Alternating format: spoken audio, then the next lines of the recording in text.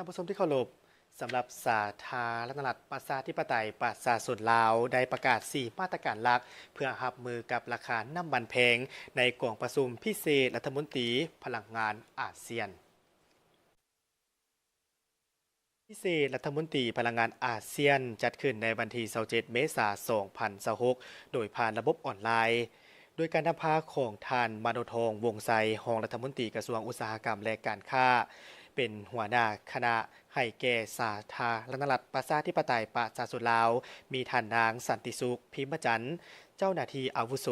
พลังงานอาเซียน แห่งสาธารณรัฐประชาธิปไตยประชาชนลาว หัวหน้ากลุ่มนโยบายวางแผนพัฒนาและประเมินผล พร้อมด้วยผู้ต่างหน้าจากภาคส่วนที่เกี่ยวข้องเข้าร่วม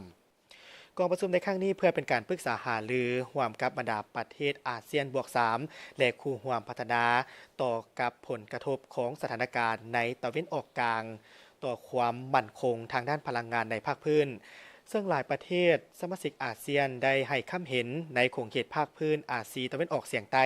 แม่นเพิงพาการนำเข้าน้ำมันและไอแก๊สในปริมาณมหาศาลจากตะวันออกกลางและเฮ็ดให้ได้รับผลกระทบอย่างหลีกเว้นบ่ได้ต่อการหยุดชะงักของการสนองและการผันผวนของราคาน้ำมันที่มีท่าเอียงสูงขึ้นเรื่อยๆพร้อมกันนั้นได้มีการปรึกษาหารือเกี่ยวกับวิธีการรับมือต่อกับสถานการณ์ในต่อหน้า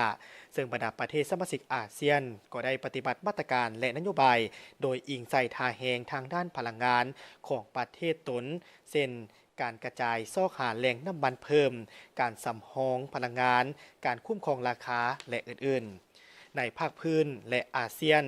ซึ่งได้เน้นหนักถึงการเพิ่มทวีในการร่วมมือโดยผ่านขอบหน้าเวียกที่มีอยู่เพื่อเป็นการเพิ่มทวีในการแลกเปลี่ยนข้อมูลข่าวสารและการก้าเกี่ยมในการประสานงานในมาตรการรับมือฉุกเฉินถ้าหากจำเป็นสำหรับสาธารณรัฐประชาธิปไตยประชาชนลาวได้รับผลกระทบเช่นเดียวกับประเทศอื่นๆเนื่องจากมีการเพิ่งพาการนำเข้าน้ำมันเสื้อไฟจากต่างประเทศในโอกาสดังกล่าวนี้ท่านมโนทองวงไซได้มีความเห็นเกี่ยวกับนโยบายของสาธารณรัฐประชาธิปไตยประชาชนลาวเพื่อเป็นการรับมือกับสถานการณ์ในการผันผวนทางด้านพลังงานในปัจจุบันเช่นนโยบายการลดภาษีนำเข้าน้ำมันเพื่อเป็นการควบคุมราคาน้ำมันกระตุ้นการส่งเสริมการนำใช้พลังงานทางเลือกที่มีท่าแหงภายในประเทศเพื่อเป็นการลดผ่อนการนำเข้าน้ำมันเสื้อไฟมาตรการผ่อนผันให้แก่พนักงานโดยการสับเปลี่ยนกันมาประจำการและการโฆษณาเผยแพร่ให้แก่สังคมในการประหยัดพลังงานเป็นต้นแมนส่งเสริมการนำใช้พาหนะไฟฟ้าและนำใช้รถสาธารณะให้หลายขึ้น